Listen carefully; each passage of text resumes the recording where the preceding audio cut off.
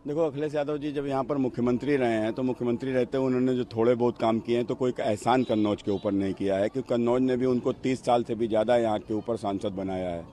वो सांसद बने, उनकी पत्नी सांसद बनी, उनके पिता सांसद बने, उससे पहले भी समाजवादी पार्टी के कई सांसद यहाँ के ऊपर रहे हैं। तो कन्नौज के ऊपर कोई एहसान नहीं किया।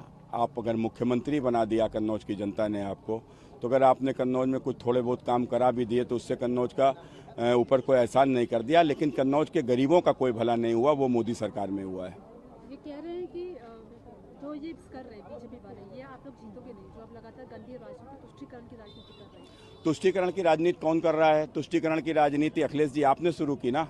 आप मुख्तार अंसारी के घर जाओगे लेकिन हमारे पूज्य बाबू कल्याण सिंह जी के घर नहीं जाओगे, तो ये राजनीति क्या है? ये माने एक माफिया के घर जा सकते हो, लेकिन एक वह व्यक्ति जो इस देश के हिंदुओं का सिरमौर है, जिसने इस देश में राम मंदिर का निर्माण कराया, जिसके कारण से आप उसके घर नहीं जाओगे, आप क्या मैसेज दोगे? तुष्टीकरण आप कर रहे हो कि हम लोग कर रहे हैं?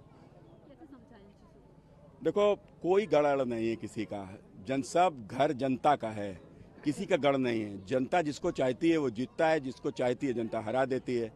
मोदी जी ने जनता के लिए काम किया, खासकर उस वर्ग के लिए जिसको कोई नहीं पूछता था, मोदी जी ने उसको पूछा है। और यही कारण है आज चाहे महिला हो, पुरुष हो, आज बच्चे चाहे नौजवान हो, आज सारे के सारे नरेंद्र मोदी को वोट कर रहे हैं।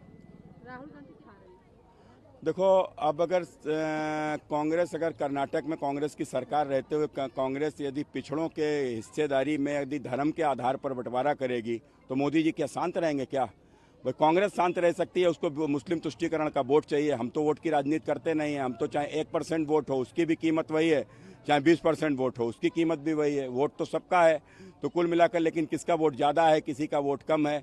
और यदि आप 20% की राजनीति करोगे तो हम 80% को छोड़ देंगे क्या? देखो, भारत से ही पाकिस्तान को संजीवनी मिलती थी। भारत के नोट छापकर पाकिस्तान में लोग जाते थे और भारत के पैसे से भारत में ही आतंकवाद फैलाया जाता था। मोदी जी ने नोटबंदी करने के बाद पाकिस्तान की कमर तोड़ दी और आज यही स्थिति है कि आतंकवाद के खिलाफ जो मोदी जी ने कठोर निर्णय लिए हैं और पाकिस्तान के आतंकवादी हमले का जवाब पाकिस्तान में घुसकर जो मोदी जी ने दिया है, उस कारण से पाकिस्तान आज तबाही की कगार पर पहुंच गया है। वहां के ऊपर लोगों को रोटी के भी लाले पड़े हुए हैं और यही कारण है कि आज वो नहीं चाहते कि मोदी जी फिर से प्रधानमंत्री बने। क्योंकि यदि कांग्रेस प्रधानमंत्री बनेगी, कांग्रेस का प्रधानमंत्री बनेगा, तो स्वाभाविक है पाकिस्तान को उसका लाभ होगा और पाकिस्तान को, भारत का काफ़ी पैसा पाकिस्तान को चला जाएगा। आचार्य प्रमोद कृष्णन नेता कह रहे हैं कि एक मीटिंग में राहुल गांधी ने कहा था जैसी सरकार में आएंगे कांग्रेस, राम मंदिर के फैसले को पलट देंगे। देखो, उन्होंने कहा है कि हम राम मंदिर को हटाकर वापस वहाँ पर मस्जिद बनाएंगे। उन्होंने कहा है धारा 370 हम लागू कर देंगे और साथ ही साथ उन्होंने कहा है कि दलितों, पिछड़ों को मिलने वाले आरक्षण में भी हम जो है जो मुसलमानों को भागीदारी देंगे।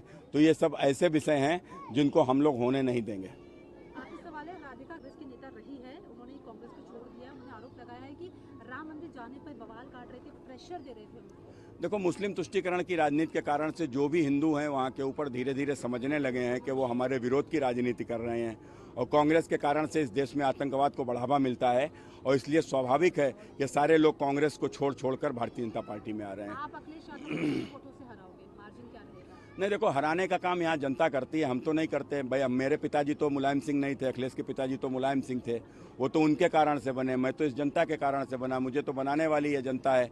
या जनता जितने चाहेगी उसको जिताएगी, जिसको चाहेगी उसको हराएगी। यूपी में कितने पार? यूपी में 80 की 80 सीटें भाजपा जीत रही है।